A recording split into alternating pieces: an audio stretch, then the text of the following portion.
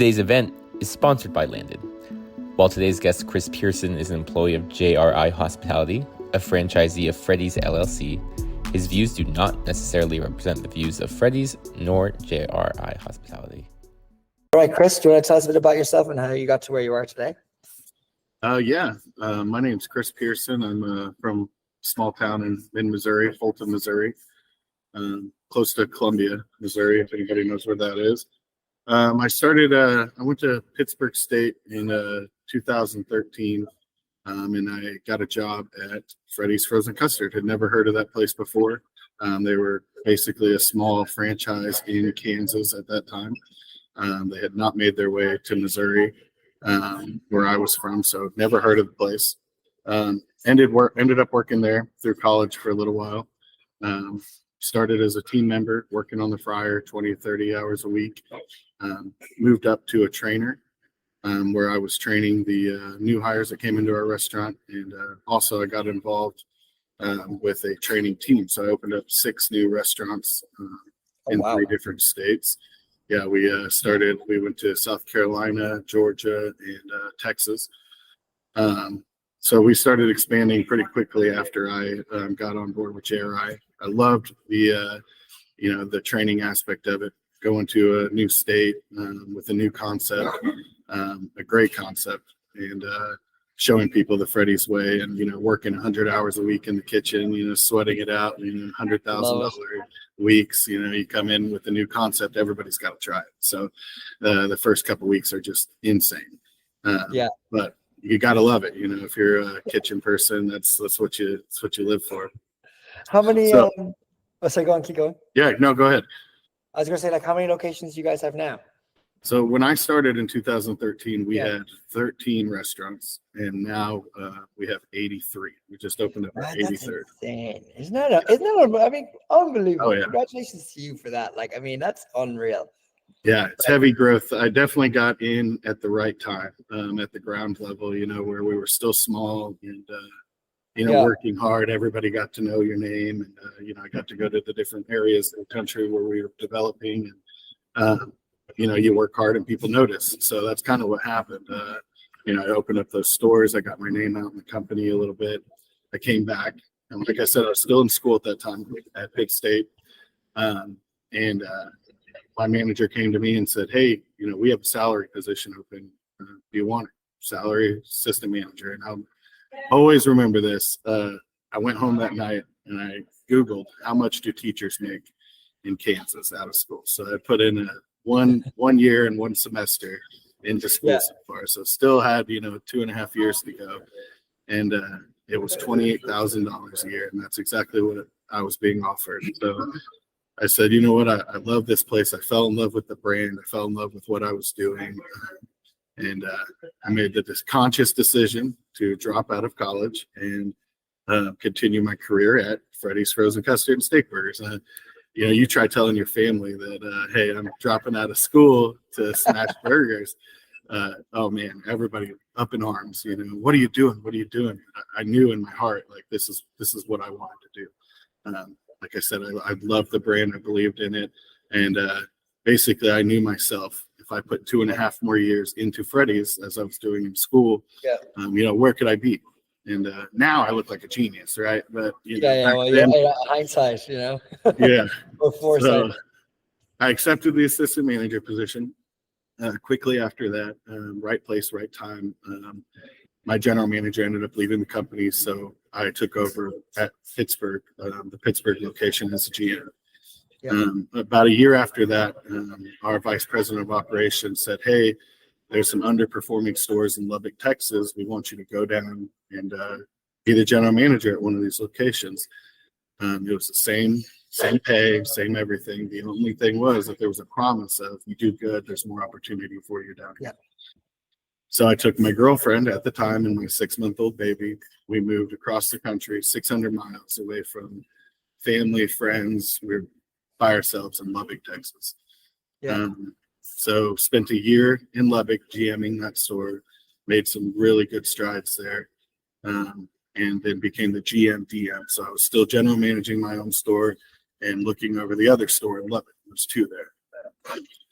So about a few months into doing that, the other store started making some good strides too. So I was offered the regional manager spot down there. So I had 4 stores: Amarillo, the 2 in Lubbock, and then 1 in San Angelo. A couple years into that, still doing good. My girlfriend at the time, wanted to move back closer to Joplin, where she's from. So the company made me an offer to come to Tulsa. So I came to Tulsa, took over 5 stores in Tulsa, and then I just kept moving up. At one point in time, I was controlling 12 stores, 12 of our restaurants in Tulsa, Kansas, or Oklahoma, Kansas, and Missouri. We've decided that 12 is a little too much for one person to handle. So now we're kind of spreading the stores out a little bit, and now I control 8. You know what's interesting? You mentioned something there, like you were willing to move to, is it Ludwig? Is that where you said, in Texas? Lubbock, Texas, yeah. Lubbock, Texas. And you know what's interesting about that is that I've spoken to a lot of people on this pod, and one of the advice that people give all the time, or they see as like a mark of a really great person when they're like trying to hire them, is like, are they willing to move for that job? Like especially like hotels, resorts, obviously they're like multiple hotels. They might send you to a different hotel, like you 600 miles away or whatever, where like you have to physically like uproot your life. And that's like a key mark almost of somebody. And I mean, you are the case in point. I mean, the fact you started in college, and then you got into a salaried position, and then you like took that opportunity knowing that there's a potential for serious upside there. How do you look for that in people that you employ now? How do you look for that version of yourself in the people that you try to employ? Because presumably that's what you do.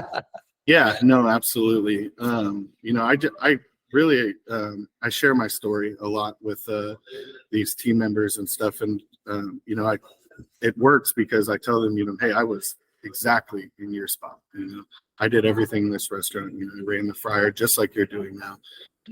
And I always tell them, the opportunities out there, you just have to be willing, especially while you're young, take those opportunities when they come to you. If you believe in yourself, like I did, I knew that I could go down. If somebody told me, hey, that there's some opportunity for you and growth here, I knew that I could go and capitalize on that. So, just telling these people, hey, take those opportunities that come at you. If you don't like it, come back, but give it a shot at least. Yeah. And I suppose in that sense then, like, I mean, when it comes to like bringing in kind of new talent into the business, like what do you see are like your 3 biggest roadblocks, like in what you're doing today? There's a lot of competition out there. So you have to, especially now, 2 years ago, we were, just begging for people to come, any warm body, walk in here, you're hired.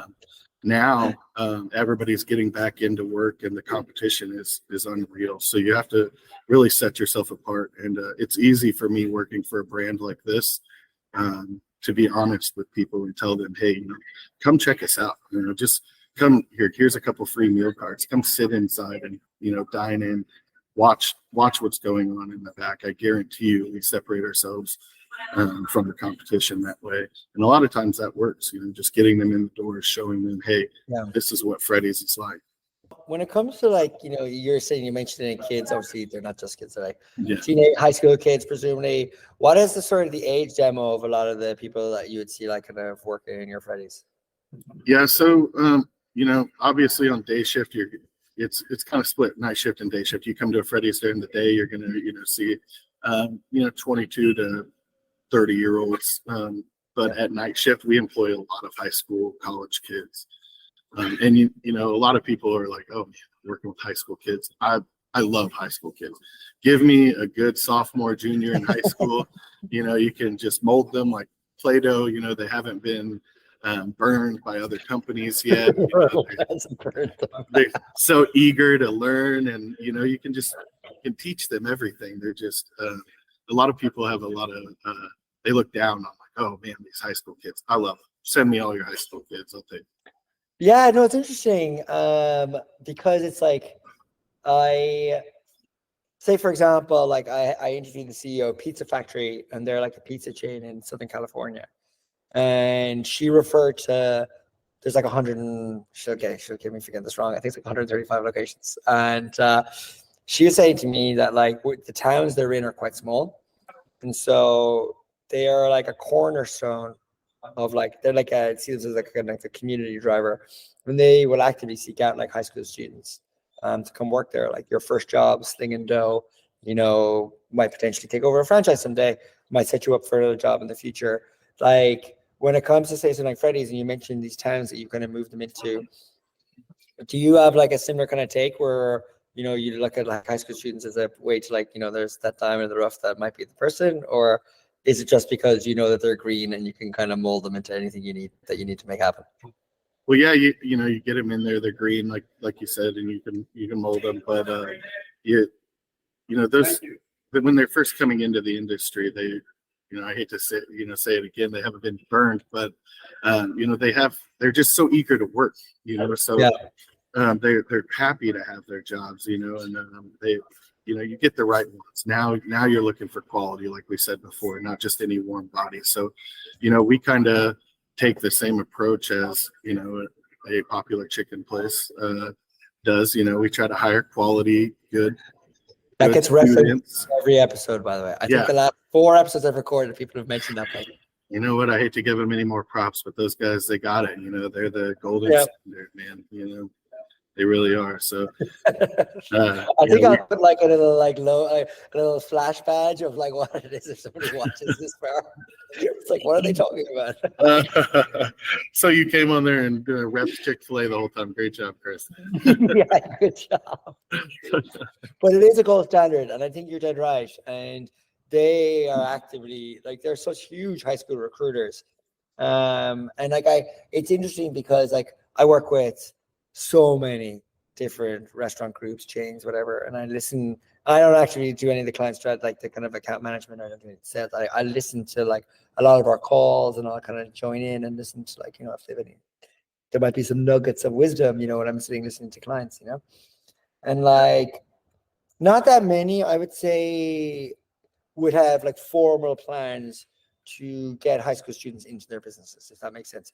Like they are, they run the gamut from every brand you can see. You see them on our website. You know what I mean? Like there's lots. And so like, it's interesting to hear, because I never really have a chat about high school students. You're the first person I've really spoken to that is like been so candidly articulate about high school students in particular, There's always something in every episode I hear from people. It's like a sort of unique take on like how they hire or how the type of ICP of like a candidate that they're looking for too. So I find it quite fascinating that the high school students, are a lot of the Freddy's located near high schools, or are the towns quite small themselves that it's like you could drive to work kind of thing?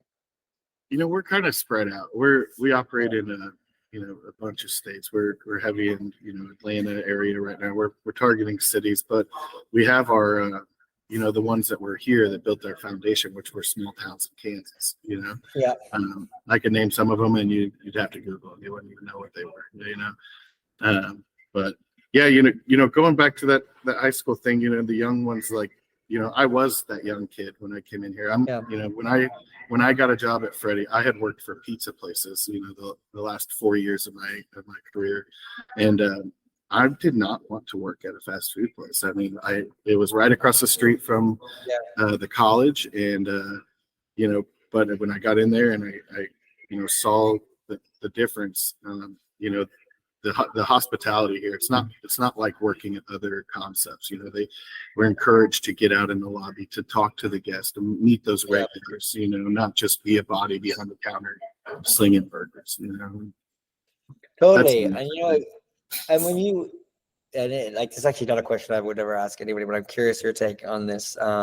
Is that like, I hear, I didn't this podcast, it's short about a question, so I don't ever ask this question, but I think this actually is an interesting question for you, which is like, I've had people on that are like chief technology officers of like restaurant groups, and they talk about like innovation and technology in the restaurant space and on the floor space inside the 4 walls. And I'm curious your take, because you're like, you encourage them to get out behind the counter, to like engage with the customers, see how they're doing, where counterintuitively, a lot of the technology is almost designed to replace those people and make it almost like almost like you're like divorcing that sort of experience, if that makes sense. Like, I'm curious what your take with say Freddy's is, like, given that there seems to be a lot of innovation in sort of like guest experience, which also means kind of like less employees in the store.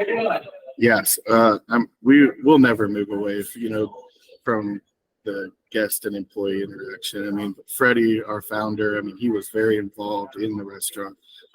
He passed away a couple of years ago, but that was one thing that, he's 90 something years old, going in restaurants, hugging people. And, that hospitality is what made us who we are. And I don't think we could ever get away from that. That's what brings people in. If you want to go order at a kiosk and be, an assembly line burger, then, I get that. But you want to come in, have a good quality hot meal, sit down, let us talk to you about, hey, how's your son's game today? Is it a baseball uniform? Small things like that. That's what we coach our team members. Like, hey, you see that kid that in a baseball uniform over there? Go ask him how his game was. Go give him a scoop of custard. Those things bring people back. Yeah, that's awesome.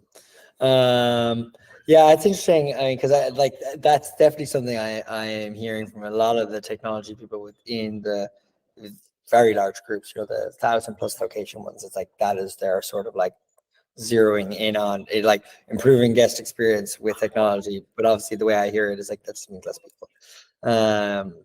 But here, let me ask you, because I know we're kind of going a bit over time. It's like, I'm very curious your take on like the job market, because in one sense, I hear you talk about like high schoolers and hiring them. So like that seems like a never-ending kind of funnel of it's just new kids every year.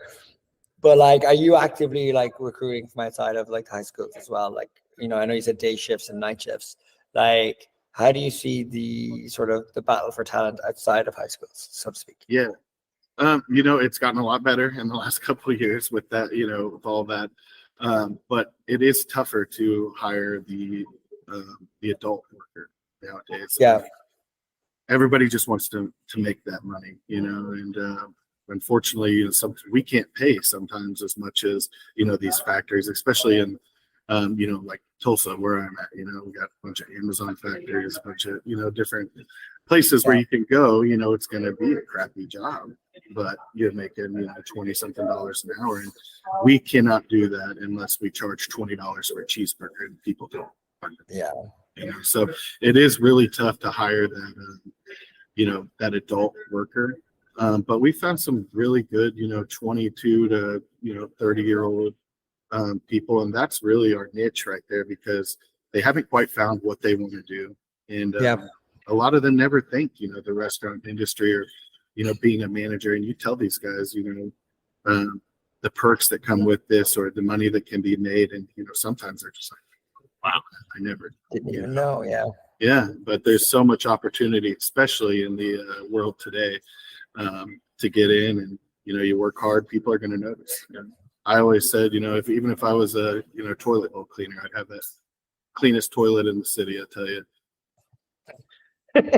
Well, I mean, that's what you want. That's the kind of message you want to espouse to them. I think, honestly, man, I'm mesmerized by you. I feel like I'm like fangirling you. I think like your background, the story you told me, it's so compelling in the way you've kind of like grown your career, and like your ideology for running Freddy's is like, honestly, one of the best things I've listened to or heard in a long, long time.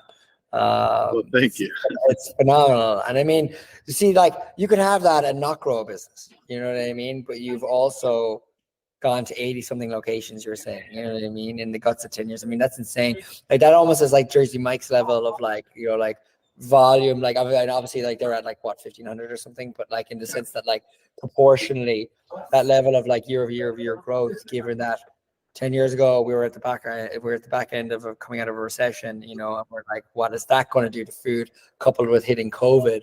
So like two meteoric things happening in the last 10 years, so it's like amazing to think that you've had such growth with such ideology. It almost like reminds me of, and there's a book called Heroic Leadership, and it is written by a man called Chris Lowney. And it's about who was a former Jesuit who then left to go to JP Morgan, which is kind of I think a bit of a weird career move, but to say, but he talks a lot about like, how did something that's like, 400 or 500 years old, like a group like the Jesuits, survive for so long, and it's like leadership, and what leadership can they take from that? And you fall into the category. What triggered my head is like they have this thing called a Magus-driven leader. So if you know your journey of the Magi, which is like your North Star, you're very much like a North Star leader. I get that from you just listening to you. And this kind of stuff. Thank you. Why these kids would follow you and want to listen to you and follow in your footsteps. So there you go.